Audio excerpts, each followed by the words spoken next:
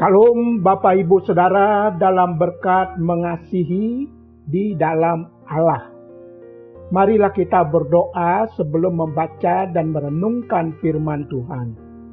Ya Tuhan, Bapa kami yang ada di dalam surga, kami bersyukur karena Engkau senantiasa mengasihi setiap kami apa adanya kami. Ajarlah kami mengasihi seperti Engkau mengasihi kami. Berkatilah bagian dari firman-Mu yang akan kami baca dan renungkan. Di dalam Tuhan Yesus kami berdoa. Amin. Bapak Ibu Saudara, di dalam kasih Tuhan, firman Tuhan sudah tersedia. Marilah kita baca dan kita renungkan bersama firman Tuhan yang tertulis dalam 1 Yohanes 4 ayat 7 sampai 21. Kita baca ayat 7 dan ayat 8 yang berkata demikian. Saudara-saudaraku yang kekasih, marilah kita saling mengasihi, sebab kasih itu berasal dari Allah. Dan setiap orang yang mengasihi lahir dari Allah dan mengenal Allah. Barang siapa tidak mengasihi, ia tidak mengenal Allah, sebab Allah adalah kasih. Bapak Ibu Saudara, dalam kasih Allah ada satu artikel yang mengungkapkan bahwa pada suatu acara pesta perkawinan emas, si ibu pengantin wanita harus menjawab semua pertanyaan dari si pembawa acara atau si MC. Inilah percakapan mereka. Si MC bertanya, "Apa suami ibu ada kekurangannya?" Si istri menjawab, "Ya, sangat banyak. Sebanyak bintang di langit. Saya tidak sanggup untuk menghitungnya. Saking banyaknya, Bang." MC terkejut lalu bertanya lagi, "Apakah kebaikan suami ibu ada? Dan berapa banyak?" Si istri pun menjawab, "Ada sih Bang, tapi amat sedikit. Bagaikan matahari yang hanya satu di langit." MC pun penasaran, lalu bertanya lagi, "Terus, kenapa ibu bisa hidup bersamanya selama setengah abad dan tetap saling menyayangi dan saling mengasihi?" Si istri pun menjawab lagi, "Karena begitu matahari terbit, semua bintang di langit jadi tidak kelihatan, Bang." MC pun terharu dan berkata, "Luar biasa." Bapak Ibu Saudara yang Allah kasihi, kebencian bisa menimbulkan pertengkaran, bahkan perpisahan dalam hidup suami istri. Bahkan ada juga sampai baku bunuh. Suami membunuh istri, istri membunuh suami, jika tidak pandai-pandai mengelola yang namanya kasih. Tetapi ingatkah dan percayakah kita dengan firman Tuhan yang berkata, "Tetapi yang terutama, kasihilah sungguh-sungguh seorang akan yang lain, sebab kasih menutupi banyak dosa." Demikian 1 Petrus 4 ayat 8 berkata seperti itu. Kasih sayang di dalam Tuhan Yesus menutupi semua kekurangan, semua kelemahan, bahkan banyak dosa. Sungguh luar biasa kekuatan kasih Allah yang ada di hati kita. Ia menjadi rahasia dan landasan yang mendasar terjadinya keharmonisan hidup, kerukunan keluarga, kerukunan dalam berjemaat, bahkan kerukunan dalam bermasyarakat. Kemampuan untuk saling mengalah, saling menghargai kebaikan orang lain di atas dasar kasih sayang Allah, mampu menghadirkan kelanggengan persahabatan, keharmonisan pasangan, kerukunan keluarga, kesatuan bergereja, dan kesatuan bermasyarakat. Mari senantiasa hidup dalam kasih Allah.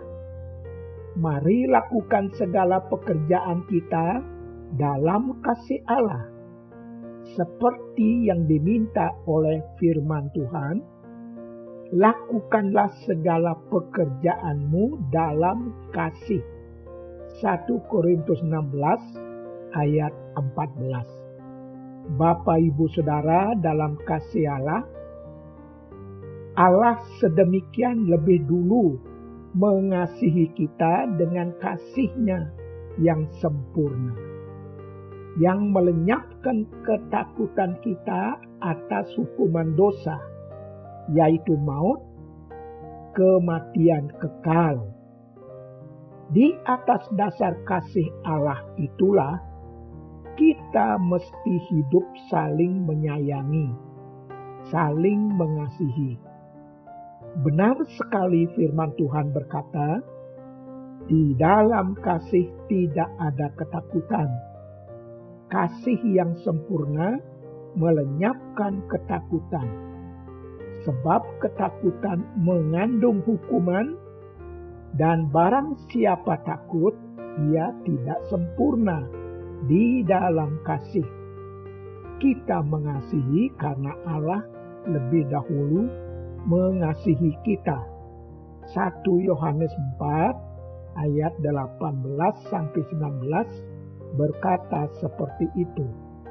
Bapak Ibu Saudara dalam kasih Allah, makna hidup di dalam kasih Allah antara lain, pertama, kita akan mampu mengasihi dengan tanpa pamrih, tanpa perhitungan.